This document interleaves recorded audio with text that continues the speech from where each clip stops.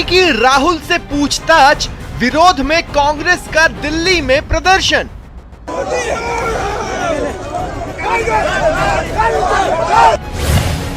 जयपुर में सीएचए और बेरोजगारों का हालचाल पूछने वाला कोई नहीं।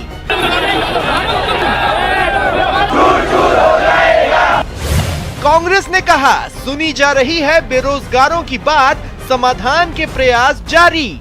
वार्ता के माध्यम से ही सभी समस्याओं का विभिन्न, चाहे वो आरक्षण से संबंधित हो, चाहे रोजगार से संबंधित हो, चाहे और कोई भी जायज मांग हो उनसे, चाहे वो बेरोजगारी को दूर करने का मामला हो, उन समस्याओं का समाधान भी किया, प्रोग्राम भी लॉन्च किए। बीजेपी ने कांग्रेस के प्रदर्शन को बताया फर्जी सत्याग्रह। ऐसा है, दिल्ली का ईडी का धरना कांग्रेस का फर्जी सत्याग्रह है और फर्जी गांधी कर रहे हैं। बीजेपी का तंज, कांग्रेस को बेरोजगारों के आंसू पोंछने में दर्द होता है।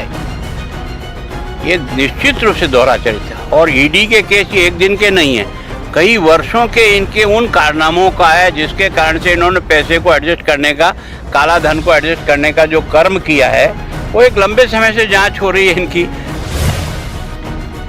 बेरोजगारों का आरोप, कांग्रेस की कथनी और करनी में अंतर। और माननीय मुख्यमंत्री जी दिल्ली में सड़कों पर कांग्रेस के लिए लड़ाई लड़ रहे हैं और वहीं 3 दिन से प्रदेश के बेरोजगार यहाँ लड़ाई लड़ रहे हैं। और सरकार के बयान ये आता है कि सीएचए जो पिछले 75 दिन से ज्यादा धरना दे रहे हैं कि वो उनकी मांग वाजिब नहीं है और हम नहीं कर सकते। दिल्ली में लड़ाई, जयपुर न दे दिखाई। नमस्कार, आप देख रहे हैं न्यूज 18 राजस्थान, आपके साथ मैं हूं अभिषेक। आज हम बात करेंगे प्रदर्शनों की।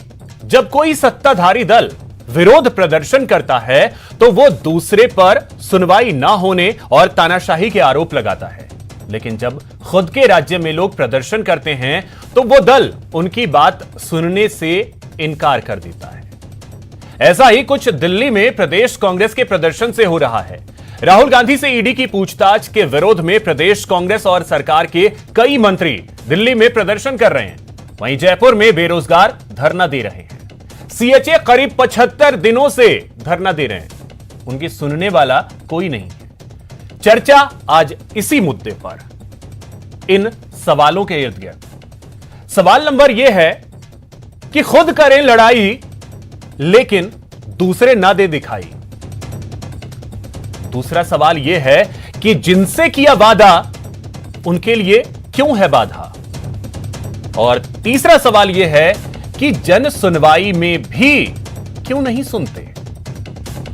तो चर्चा इन्हीं सवालों के इर्द गिर्द करेंगे। हमारे साथ गेस्ट पैनल है, उनसे परिचय आपका करवा दूं। हमारे साथ जुड़ रहे हैं गजेंद्र सिंह सांकला जी, कांग्रेस नेता हैं, पंकज मीणा जी बीजेपी नेता हैं और महेश शर्मा जी वरिष्ठ पत्रकार हैं। सर, आप तीनों का बहुत बहुत स्वागत है न्यूज 18 राजस्थान पर। गजेंद्र जी, सबसे पहले आपके पास आ रहा हूं। लड़ाई के लिए दिल्ली तो चले गए, जयपुर नहीं दिखाई दे रहा। सर, जयपुर क्यों नहीं दिखाई दे रहा? आज देश के जो हालात है उसके लिए जिम्मेदार कौन है, यह आपको तय करना चाहिए, देश की जनता को तय करना चाहिए कि जिन 8 साल के पहले नरेंद्र मोदी जी ने देश को 2 करोड़ प्रतिवर्ष रोजगार देने की बात की, अगर वो रोजगार हिंदुस्तान की जनता को मिलता तो राजस्थान को प्रतिवर्ष 6,66,000 रोजगार मिलते और 8 साल के अंदर करीब हम 53 लाख लोगों को रोजगार देने की स्थिति में रहते। केवल झूठे ढकोसले बातें करके आज प्रधानमंत्री कह रहे हैं कि 1 साल के अंदर हम 10 लाख लोगों को रोजगार देंगे, वो भी सेना में 4 साल भर्ती करके। देश की सुरक्षा का सवाल है। कांग्रेस ने एक सवाल खड़ा किया है कि देश की सुरक्षा के साथ केंद्र की सरकार खिलवाड़ न करे। जी, ये जो जयपुर में सीएचए बैठे हुए हैं, बेरोजगार जो प्रदर्शन कर रहे हैं, वो क्या केंद्र से जॉब मांग रहे हैं या आपसे? बिल्कुल हमसे मांग रहे हैं, इसमें कोई दो राय नहीं।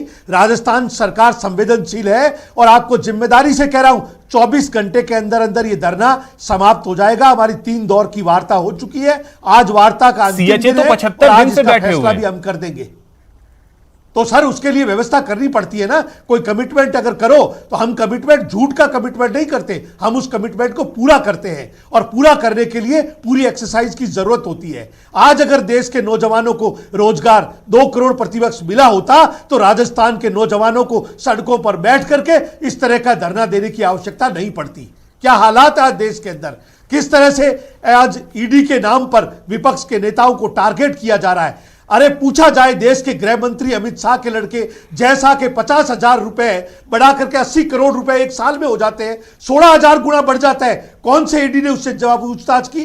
क्या बताइए कौन सा जादू आपके पास है? और अगर आपके पास जादू है तो देश के नौजवानों को वो तरीका बताओ जिसे 50,000 रुपए से 80 करोड़ रुपए ट्रांसफर 16,000 गुना बढ़ जाता है। पंकज जी, इसी तरह कौन सा जादू है बताइए? पूरे हिंदुस्तान के अंदर आप देखिए सर, 1 मिनट में अपनी बात पूरी करूंगा। पूरे हिंदुस्तान के अंदर पिछले 8 सालों के अंदर हजारों करोड़ रुपए की संपत्तियां भारतीय जनता पार्टी ने खरीद करके और भाजपा के कार्यालय के नाम से वहां पर भवन बढ़ाए।